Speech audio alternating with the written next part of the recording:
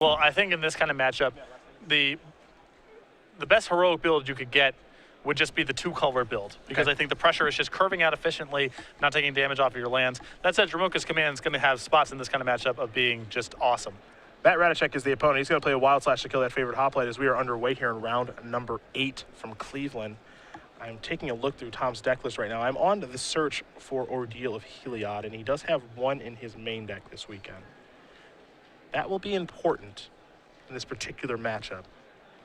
There's a copy of Findings, and there's a Monastery Swift Spirit. Interestingly enough, cards that Tom is probably pretty familiar with given last year. Oh yeah, he's put in a lot of work with the little red knuckleheads. So we'll see if his deck can actually beat a mono red deck. He has a Mana Confluence as one of the lands, and he actually has another copy of Mana Confluence in his hand. That's not good for this matchup. Well, he does have Seeker of the Way and a lot of cheap spells, and that's a very good recipe. Okay. There's Hero of Aros. Tom going to pass the turn back. Now, you mentioned Seeker of the Way, and you have to imagine that's what Tom is trying to set up here. Yep. Hero of Aros might be the old trick threat. Please kill this one. I don't really care. Now I'll play Seeker as my third threat. That's the one I care about. You don't have a removal spell for that one. The problem is that, you know, there's only so much messing around that Tom can really do in this kind of matchup, because especially on 2 copies of Mana Confluence, he could get his shop set up and still die. Here come the attackers. You saw a Whirling Outburst there, so that Foundry Design is big, and Tom is going to block and play God's Willing. He'll have to take 1, and then 2 from the Monastery Swift Spirit. So that top card, Tom will take a look at. We'll see what happens here in just a moment. This Atarka red deck can kill very quickly. That's another cause for concern here for Tom now that the forest has been revealed. Because against mono red, Seeker of the Way or Ordeal of Heliod, you get that stuff going, and that's going to push you ahead 100% of the time.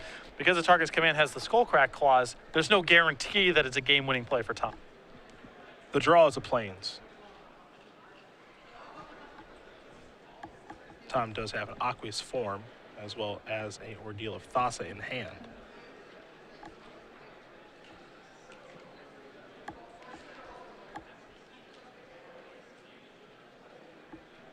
And the fact that he has to cast these blue spells is a little bit problematic too, because he has no pain-free source of blue mana right now. Yeah, it's a very real issue.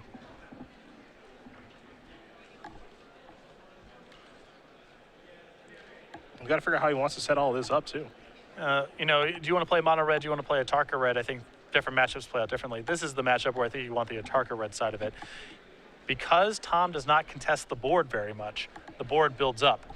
And because Tom's major game plan here involves gaining life, the Skullcrack clause is very good, and because Tom's not really contesting the board, the +1/+1 effect to his team is also going to come up. And you can see the game shaping up where if Matt does have Atarka's Command on curve, Tom's going to be in some trouble. Yes. A lot of that has to do with Mana Confluence, but if it were just the mono red build, Tom could very easily lean on Seeker of the Way to get the job done. And it's a little bit more complicated because of Atarka's Command. Ordeal of Thassa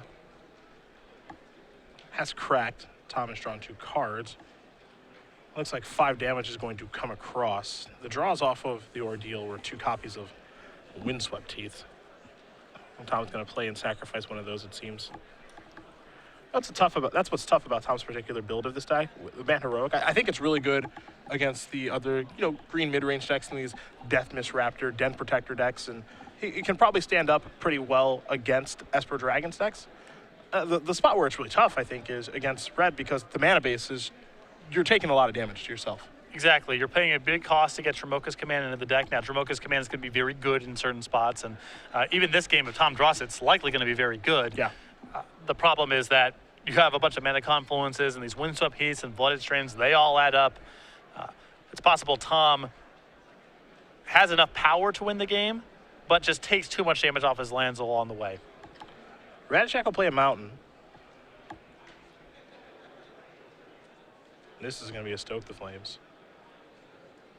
Looks like he's going to go after Seeker of the Way and hope that it's good. And it is. Swift Spirit will become a 2/3. Here's an attack, and you can see in Ratajczak's hand he actually does have a copy of Atarka's Command right now. That card is very powerful as Ross goes down to 9. Laguna Band Trailblazer is the draw. And that card's actually really good in this matchup. It might be a little too late this game, though. Turn 1, it's great. Yeah. Turn 6, facing down, lethal. less so.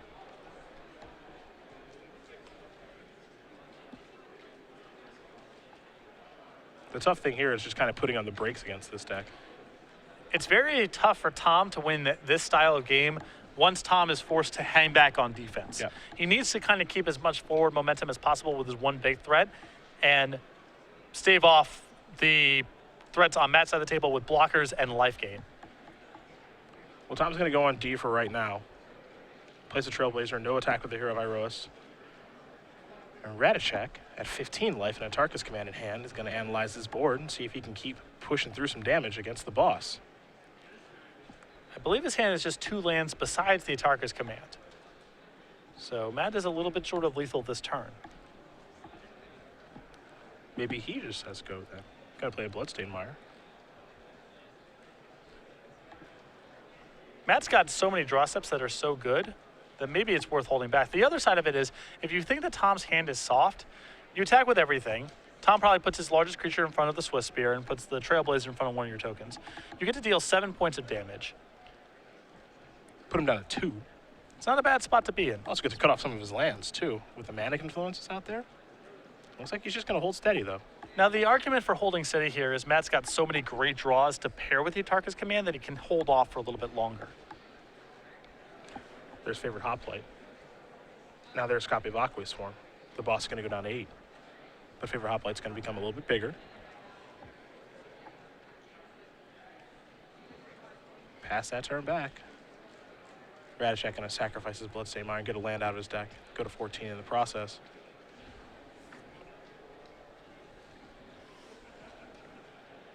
So both players looking for some good draw steps here. Yep. Matt has got more of them than Tom, especially because a lot of Tom's best draws play right into Atarka's command. There's a Manic influence. Pass the turn back. Take a draw, Flooded Strand there for Tom. But if Tom could hold off the fort last turn with 2 creatures against 4, it stands to reason that he can attack with something this turn. It is risky. It is risky, but it's not substantially riskier than it was the last couple of turns. He's just going to pass. He's not willing to make a move. Another land there for Ratajczak. Tom will draw. Looks like a copy of Battlewise Hoplite. Now I think you're going to see an attack. Yes, you are.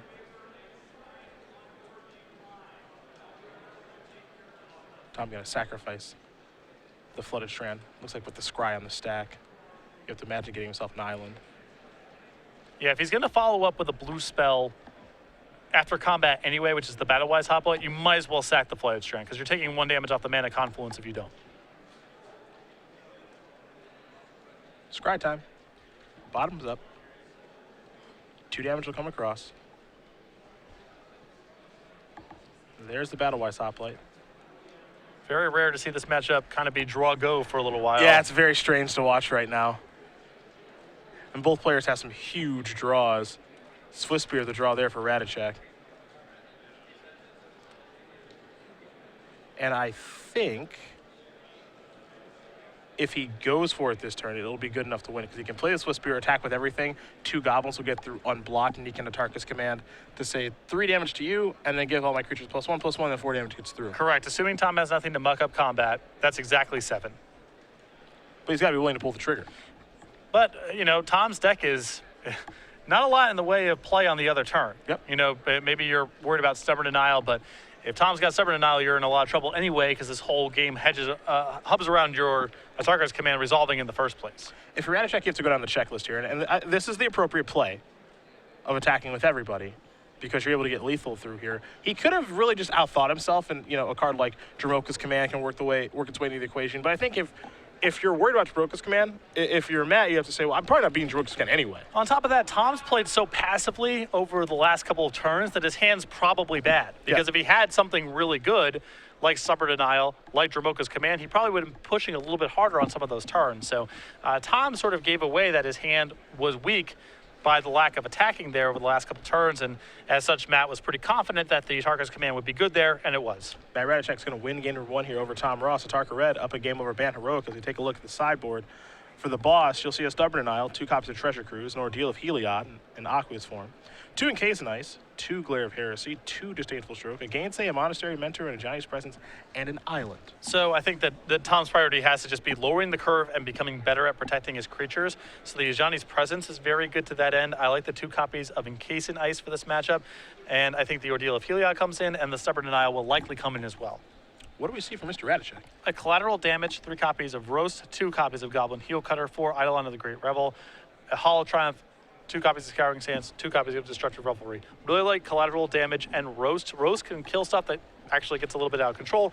Collateral Damage is good at playing at instant speed, especially against a build that has Dromoka's Command. I think that card's very solid.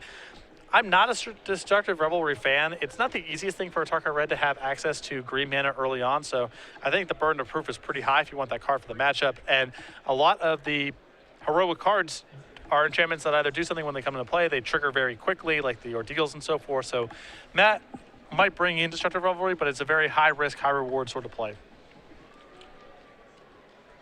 Players will be getting ready here for game number 2. The boss will be on the play. We'll very quickly talk about the Spring Creature Collection. You saw Tom Slave. He's playing with the Turtle Witness. That was from our Winter Collection, but the new one is finally here. Absolutely. This is the Spring Creature Collection here. You see the April, May, and June game night tokens here with the kittens, the bee, and the rabbit, and then Delver of Squeakrits.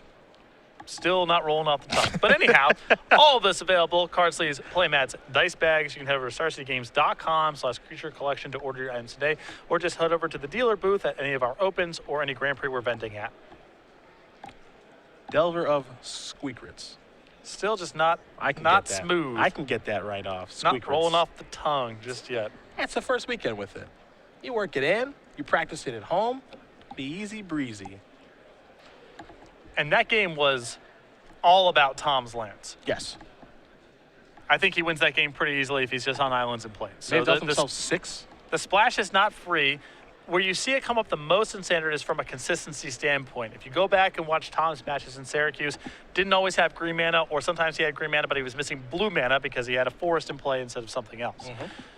Then there's the second subset of games where the damage from your extra fetch lands and from Mana Confluence haunts you, and that was definitely that game. Matt barely got across the finish line, dealt exactly lethal, and Tom, I'm guessing, took 5, 6, 7 points of damage off of his lands between his fetch lands and the Mana Confluences. And 2 of them that he drew that particular game. Again, with the way that his deck is built, his Banter Road deck, it's very clear that it's not with beating red in mind. Can he beat red decks? Can he beat a Tarka Red? Yeah, I think so. His best draws are going to do it for sure. I mean, Ordeal of Heliod's great, and Dromoka's Command is also powerful if Tom gets to cast it. The problem is just is he incurring too many consistency costs along the way, where it's damaging the matchup on the balance compared to just a blue-white build of Heroic.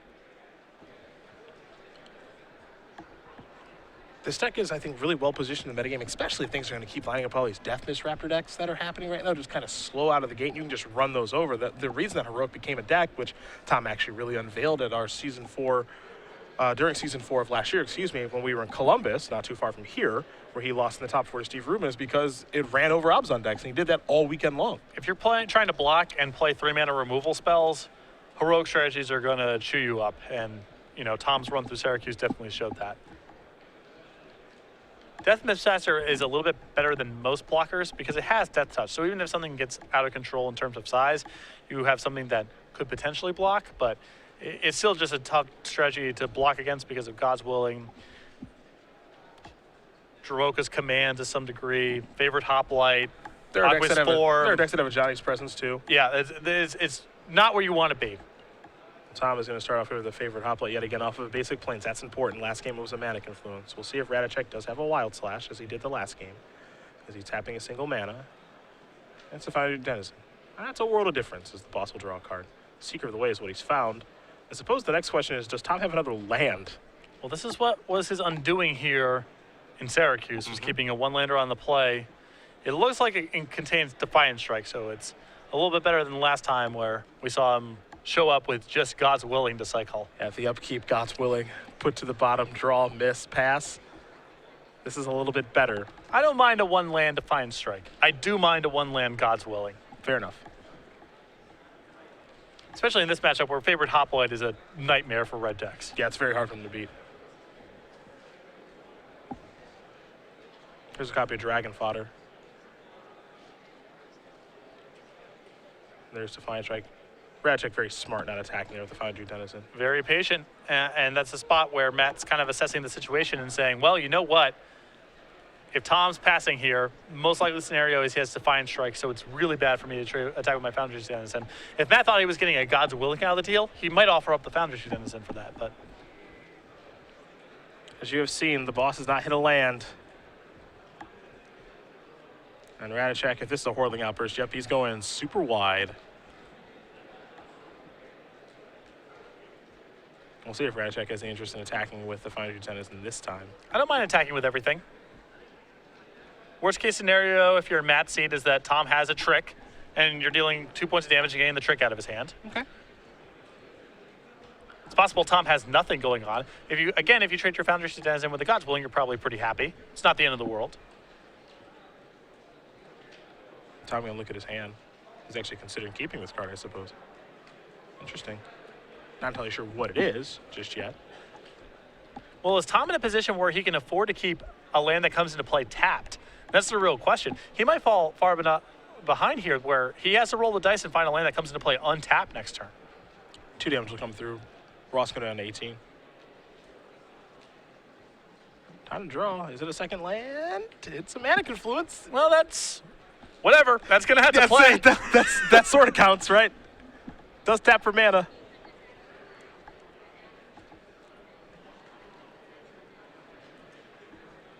And now Dromoka's command has lost a lot of its sting too, because as you mentioned, Matt's going so wide right now that spending his turn casting a removal spell is not going to be a winning line to play for Tom. Yeah. Tom does have 2 copies of Seeker of the Way in his hand. He also has Hero of Iroas too, so it makes you wonder what 2-drop he wants to play. He's going to go with the Hero, pass the turn back over to Ratajczak. Ratajczak will draw. Looked like it was a copy of Atarka's command. He's got a lot of those in his hand right now. Yep. Here's 2 mana. Perhaps a Lightning Strike. Maybe a roast out of the board. Yeah, roasty toasty indeed. This is going to get ugly. Yeah, Atarka's command has so much damage. Oh my god. So that's worth that's 7 damage extra plus the hero's dead. Yeah. Pretty good for 2 mana. Yeah, Atarka's command is a pretty silly card. It's very powerful against decks that don't kill anything. Yep, that's for sure. Windswept Teeth is a draw. You know how you take some sting out of that card? Play with some removal spells. That's a way. You're just going to let your opponent develop their board unmolested. This is what's going to happen. Yeah, well, that is what has happened. Going wide, casting Atarka's command.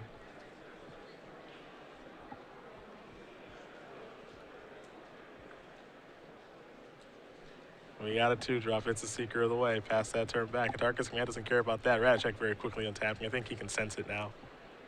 He'll draw.